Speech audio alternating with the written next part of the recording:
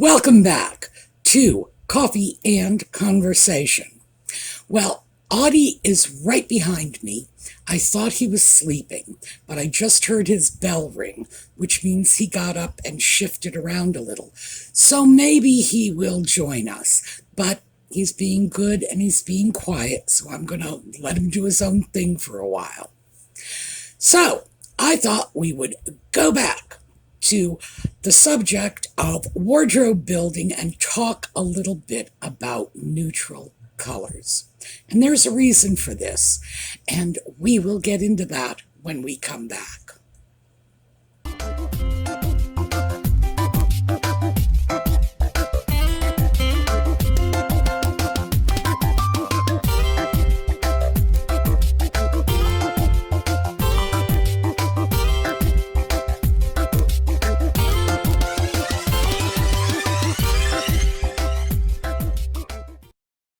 I have heard that bell of his a few more times. Yeah, I don't know if you could hear it. I was talking and his bell was jingling. Yeah, I expect we are getting company before long. Okay, so what's the big deal with neutrals? A lot of people are very put off by capsule wardrobes and mix and match wardrobes because they are very dependent on a lot of neutral colors. And many people will just say, I don't like black, I don't like white, I don't like gray. Oh, right here, all three. How can I create a wardrobe if I'm stuck with black and white and gray? The thing is, you're not. No matter what anybody says about neutral colors, the minute the fashionistas threw brown and navy into the mix, what they said in effect was, you can choose your own neutrals. I'm not sure they understood that. And I've actually read information saying that brown is a neutral because there are no undertones. What? Clearly, these are people who did not study color theory, because brown absolutely has undertones. When we start looking at browns later, we'll pick this apart. But brown is a wonderful substitute for the black and white and gray, as is navy, as is burgundy, or one of my go-to neutrals. I should pull this out because I was actually wearing this a few minutes ago until it got cool. See this? I don't know if you can tell. This is dark green. This, by the way, is my very first queen scarf. This is a wonderful vintage Chanel piece. And obviously, it was Chanel. I figured the queen might well have had one of these in her own wardrobe. But yes, it was my Sandringham Balmoral. I bet the queen would wear this, and it was the first of my queen scarves. I don't wear this on camera very often, because it's not particularly camera friendly. It's got a paisley print, which you can't see even when I hold it out. It does have this little sort of chain design, which was a big thing in Chanel a long time ago. But it's not camera friendly. It's really great in person, but the camera doesn't pick up on the subtlety of the colors. This is dark green.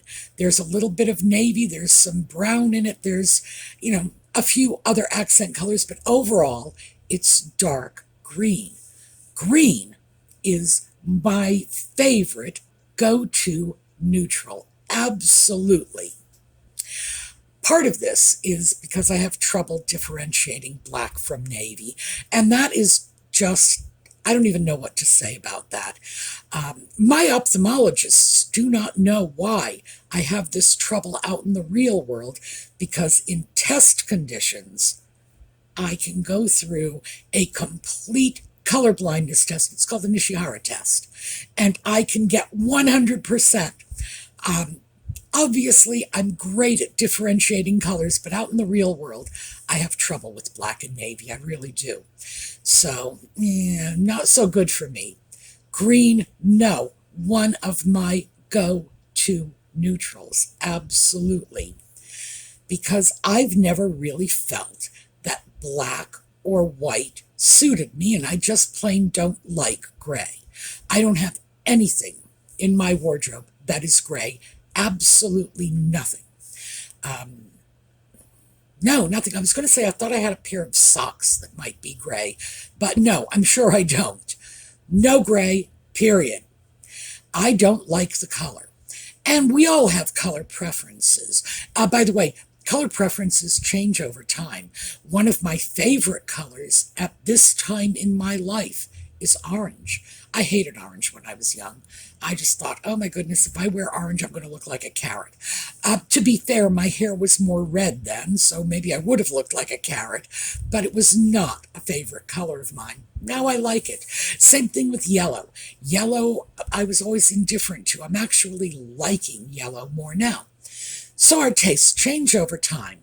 And that's part of the reason that we need to give ourselves permission to choose our own neutral colors. Absolutely. The point of a neutral, and never mind what anybody else tells you, the point of a neutral, and we're going to look at it from strictly practical terms, is a neutral will go with other things in your wardrobe. How simple is that? That doesn't necessarily mean it must be black or white or gray, because quite frankly, although I think everything in my wardrobe will go with either black or white, most of the stuff in my wardrobe would not be particularly enhanced by black or white. Just because it doesn't clash and nobody's going to point and sneer at me doesn't mean it's the best possible color choice. The thing is, as I've already said, I don't like gray, but even if I did like gray, it would be extremely difficult for me to match a lot of the colors that I really like with gray. As I said, yellow, orange. These are colors that I'm really coming to appreciate now. They're bright, they're lively, they make you smile. And maybe I'm just hitting a time in my life when I really want to smile a little more. I just want to look like a spring bouquet. Fine. Those are colors that don't really look good with gray. Now keep in mind, you're always going to be able to find a shade of yellow that will look good with gray. You're always going to be able to find a shade of orange that will look good with gray, assuming you have the right shade of gray. But overall, these are not appealing color combinations. So even if I did like gray, it wouldn't work for me as a neutral. Green, on the other hand, oh my, yes. Shades of green, and let's just take a look at some shades of green. Shades of green, and these are just random images that I pulled off the internet. This goes from a light sort of avocado green all the way down to, well, here, where's the sweater? I need to grab a sleeve so I can hold it up. To a very, very dark hunter green like this. Green goes with almost everything in my wardrobe. The only thing it doesn't go with are some of the hot pinks. And I'll tell you, I could probably force it to work with them. I just need the right accessories. The fact is, most of my wardrobe, most of the things I own, will do very well with green. Dark greens, olive greens, those can function as neutral colors. Those are colors that you could mix and match, especially if, like me, you liked colors that have a lot of yellow in it. And I do. I like yellow, I like orange, I like shades of red that are moving toward the orange. Shades of red that start moving toward the purple end of the red, not so good. But I do like them. Yes, that yellow, the yellow hue that is common to green and orange, and obviously yellow, means that you can get them to work well together. Would I say go out and mix avocado green and bright sunshine orange? Yeah, probably not. But the point is, you can get more mileage out of colorful neutrals than you probably think. The thing with colorful neutrals, and we're going to get into some more of those, is they not only give you more options, but they give you more excitement in your wardrobe. Because I don't know about the rest of you, if I had nothing but black, white, and gray to wear forever and ever, amen, I would be miserable. And I go online and I watch the little fashionistas, and there is one in particular, this very pretty young woman, and she wears black and white and gray. And like every once in a while, she'll sneak a little bit of color into it, but it's not much. It's not a nice vibrant red or any, by the way, red would look fabulous on her. Not a nice vibrant red. It's going to be like a shade of blue, something like that, because she wears a lot of jeans. So I guess navy is one of her neutrals. But that also raises the point that we consider the various shades of denim to be neutral because we consider jeans to be a neutral item in our wardrobe. Pair of jeans goes with anything. It will go with the fire engine red t-shirt. It will go with the orange. It will go with the green, etc. Why? Because we're used to seeing them together. That's the only reason why. When we start thinking about what colors go well with other colors, it tends to become a function of how often we have seen those colors paired up. Now, I can remember things like pink and red. For a long time, you just didn't wear pink with red. But then in the 1950s, fashion designers started pairing them up together. And it caught on. Does it mean those two colors look well together? No. Objectively speaking, there are reasons that you don't want to mix pink with red, but when the fashion industry tells you that is this year's hot color combination, suddenly it's okay. Does many of you are my age or even older? Do any of you remember back in the 80s when the hot color combinations is in the early 80s was black and yellow? And fashionable women were wandering the streets of every major city looking like bumblebees? Yeah, it was huge. Black and yellow. Also, teal and sort of mauve burgundy color. They were pairing those up. Colors that you just would not put together. When the fashion industry throws them together and our eye gets used to seeing it, our brain will stop rejecting it. The first time I saw someone wearing a black and yellow outfit, I just thought this is utterly laughable. But 2 years later, it was normal and I was fine with it. But we're all like that. So let's go back to neutrals and talk about the neutrals that were previously accepted as neutrals, and nobody even batted an eyelash. One of them is navy. Now, we've got a bunch of navy blues here. Actually, we've got a bunch of blues here. Not all of them are navy. But as you can see, there's a lot of that range in blue, going from very dark blues, moving right into lighter blues. And if you look at them, they all go well with one another because dark blues do look well with light blues. Not all colors work like that, but with blue, it really kind of does. This has been a neutral for a long time. Navy. Navy is considered neutral, and I would have to say, I think the reason we accept navy as a neutral color, even though there's no question about it, it's a cool color, it's obviously a cool color, is because men's suiting has been coming out in navy for many decades. And prior to navy suits, men wore black, brown, gray. Basically what they had available to them in terms of suit colors. When navy started coming out, then suddenly that just got normalized. Remember? Like the black and yellow bumblebee outfits, we got used to seeing it, and we started accepting that as a neutral color. We were no longer objecting if a man wore a navy blue suit and a tie that didn't go with it at all. It's just like, no, the navy is neutral. It goes with anything. Because we accepted this. It's sort of like this lie that we all told ourselves and we all agreed upon.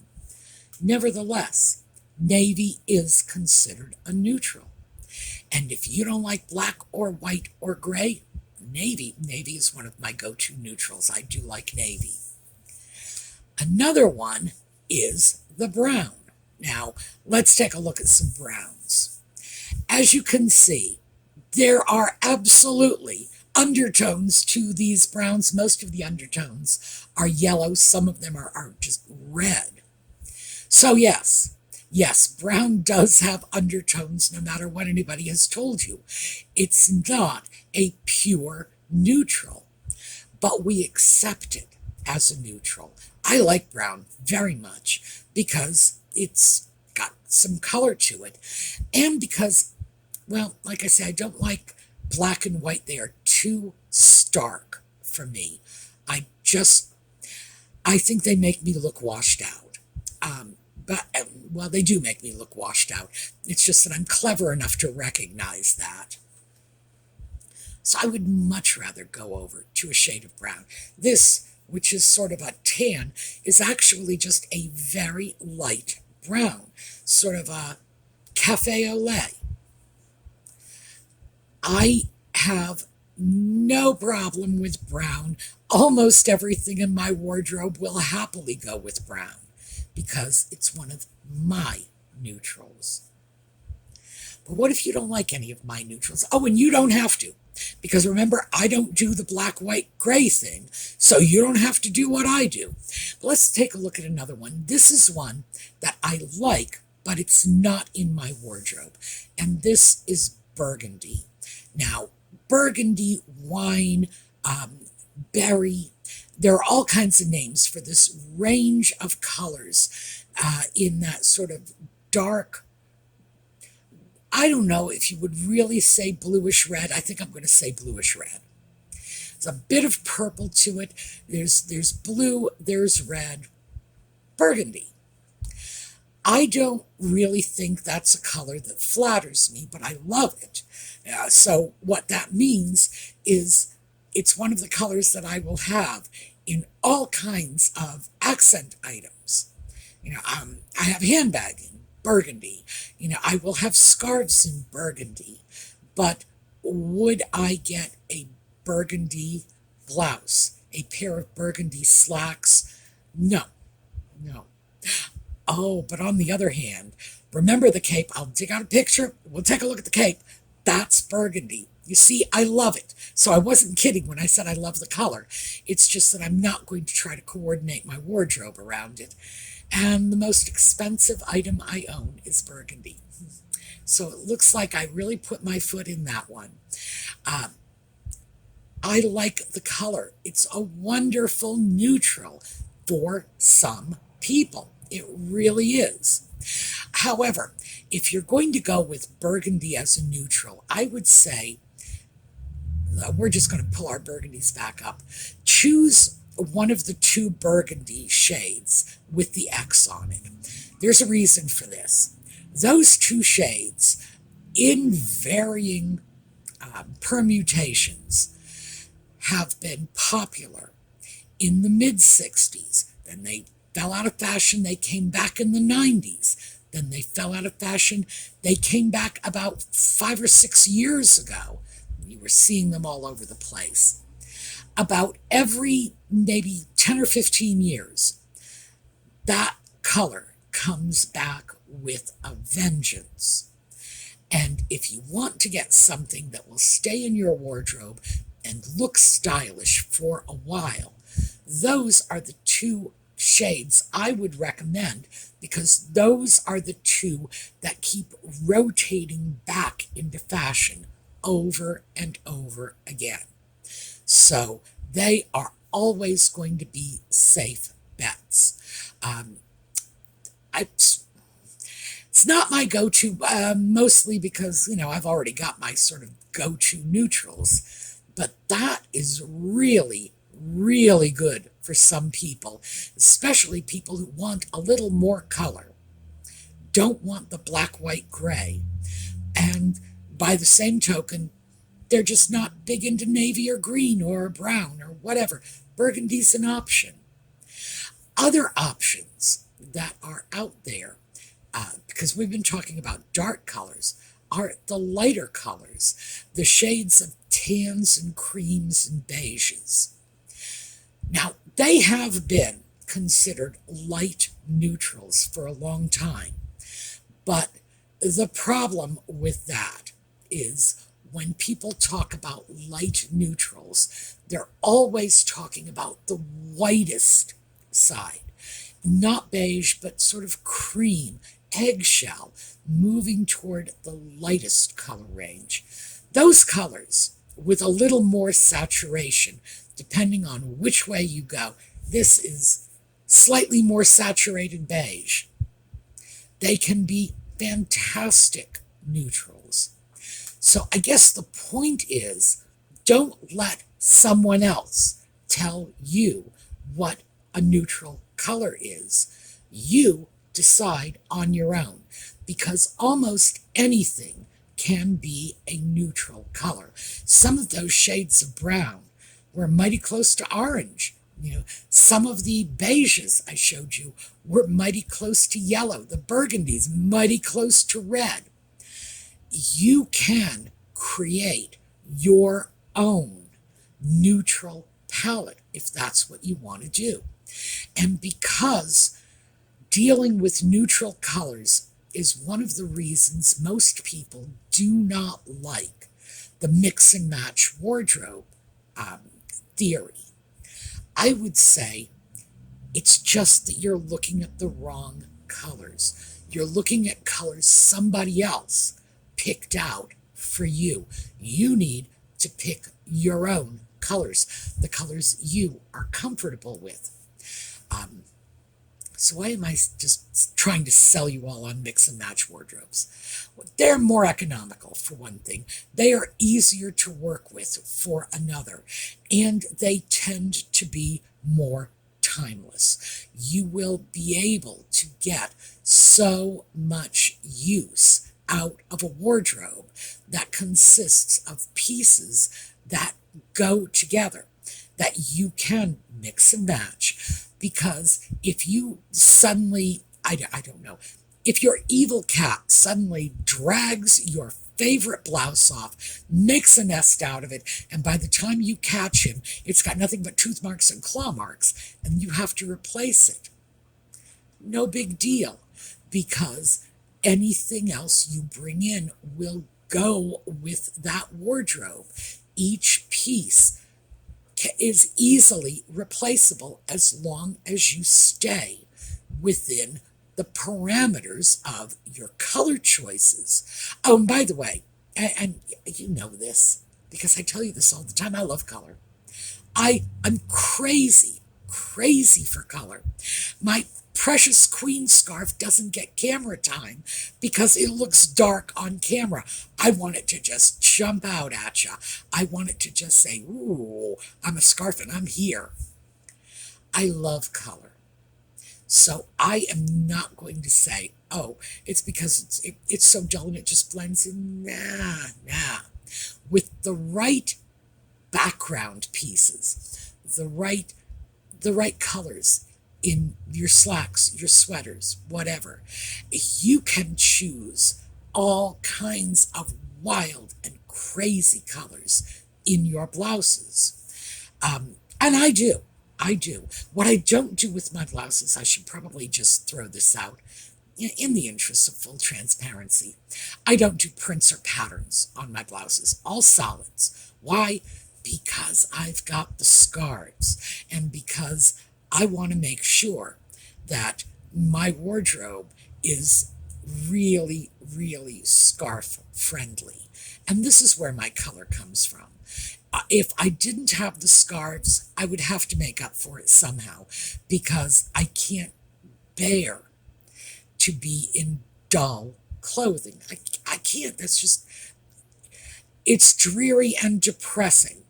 And no, no, thank you. So when I deal with a lot of solid colors, naturally, I'm going to pump up the color.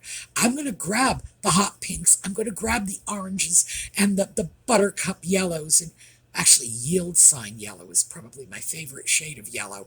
I don't know what that's called, by the way, but it's pretty much yield sign yellow. Love that.